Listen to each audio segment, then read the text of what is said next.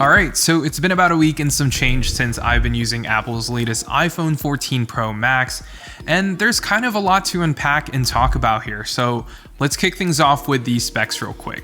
The iPhone 14 Pro and Pro Max have the same A16 Bionic processor inside, which features a 6-core CPU and a 5-core GPU, and it's now 4 nanometers, which technically makes the iPhone 14 Pro series more efficient than last year. And we're actually getting around 15 to 17% better performance than last year, which doesn't sound all that impressive on paper, but for a yearly upgrade, that's pretty good. Also new and exclusive to the 14 Pro series is the 6 gigs of LPDDR5 memory on board, which gives the 14 Pro and 14 Pro Max 50% more bandwidth. Now the 14 Pro also features a new display that can get super bright with a max peak brightness of 2000 nits outdoors, so make sure you don't turn off that auto brightness feature in the settings because it really does make a big difference. The phone will start to warm up, but man, it is a night and day difference between last year and this year's Pro displays.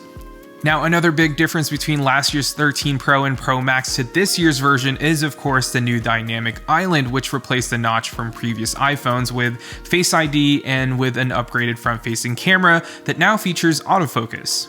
But besides that, though, we're also getting an always-on display on the iPhone for the very first time, which I know, Android's had it since 2012, but I'm not here to compare Androids to Apple's right now. This is all about the iPhone 14 Pro series.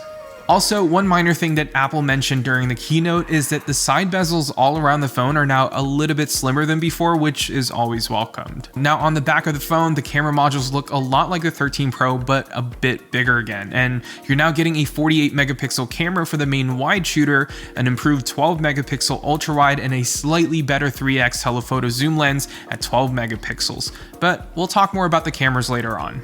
Now jumping back to its display though, like I said, the big thing, or the thing that we're going to talk about more here, is the always on display and Dynamic Island. So Dynamic Island is this new feature that's only available on the 14 Pro and 14 Pro Max, and think of this Dynamic Island as this extra area where you can see rich notifications and other alerts at a glance.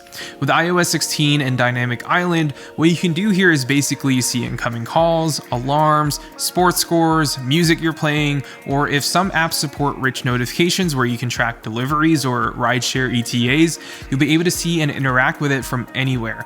But those rich live notifications won't get here until iOS 16.1 comes out. Now, majority of these third-party apps will also take time to get updated to support Dynamic Island, but this feature alone, in my opinion, is really what makes the iPhone Pro series this year different. Now, does this feature alone make the Pro series worth it? Probably not, but this is definitely one of the cooler features on the Pro series this year. Now, another thing that's completely new is the always on display. Now, Apple said that with their new display tech, the display can get as low as 1 Hz to save on battery life, and what that'll allow you to do is have an always on display on your lock screen so you can see the time and the notifications without having to physically turn the screen on. And what you'll notice here with the iPhone is the iPhone's display is just dimmed all the way down with the clock and widget still visible at a glance, and you can also see your background and its colors, so it's not completely black with some colored artwork. It's a lot different from the usual always on displays we've seen from Android phones, and what I think is really neat here with Apple's always on display is that you can set any of your photos as your lock screen's background and you'll still be able to see them in full color. Now, when it comes to its performance, the iPhone 14 Pro and Pro Max is obviously the fastest iPhone to date, and if you're a mobile gamer and you love gaming on the go, the iPhone 14 Pro Max series is going to give you the best and sustained performance on any device, and that's including any of the gaming phones from the Android side. So if you play Genshin Impact or Apple Arcade games, this phone isn't going to throttle or warm up in 5 or 10 minutes into the game, which is awesome.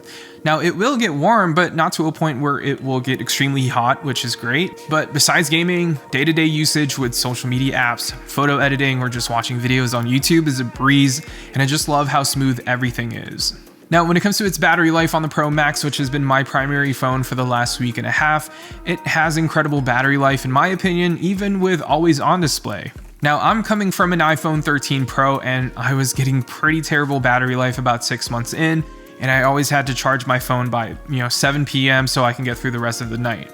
But on the 14 Pro and 14 Pro Max, I'm able to get through an entire workday with the 14 Pro at 15% by 11 p.m., which is decent, but the Pro Max I was still at 40% by 11 p.m., which is such a nice upgrade for me.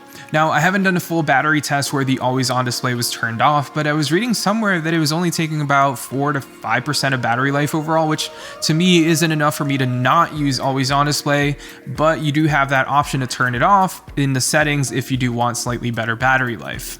You know what else is new with the iPhone 14? These new dope skins from dbrand. They're doing a new drop for the new iPhone 14 series, and this is probably the coolest and most colorful designs that they've ever done. I paired my 14 Pro with dbrand's new grip case along with their new skins called Palettes, which they collaborated with Ali Abdaal, and it consists of 5 different designs. I opted in for that magma skin ASAP because I knew that orange skin was going to look so good on my iPhone, but you can also get it in Solstice, Sea Breeze, Alpine, or Neapolitan if the orange isn't your style. I actually have the magma skin on my 14-inch MacBook Pro right here, and it looks so good from all angles. Now, if you're planning on picking up the new iPhone and you want your new iPhone to stand out and make sure that your iPhone looks super unique, make sure to go to dbrand.com/heymarkl or click the first link down below that like button. Huge shout out again to channel sponsor dbrand for making this video happen.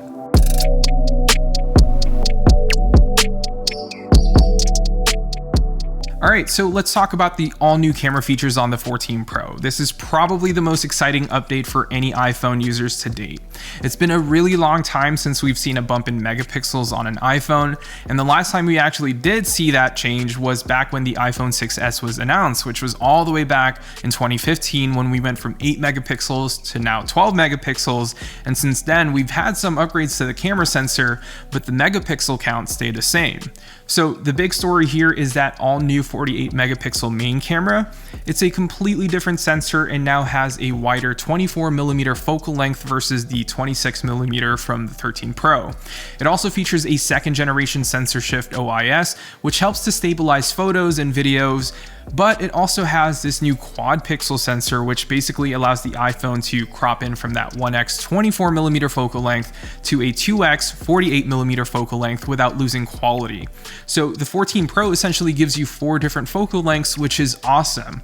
And what I love about this 2x zoom is that it doesn't look grainy or look like it's a digital zoom.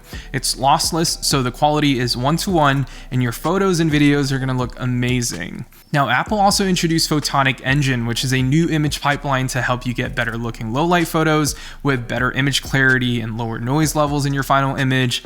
And this is for all 3 lenses. You get 3x better low light photos on the ultra wide and 2 times better performance for the main and 3x telephoto camera. So you're probably asking, how do the photos look?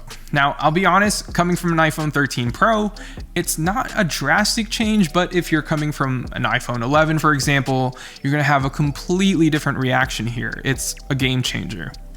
Now, outside on a bright and sunny day, the iPhone 14 was able to capture really beautiful looking photos with just the right amount of contrast, sharpness, and the colors look more true to life than my old 13 Pro.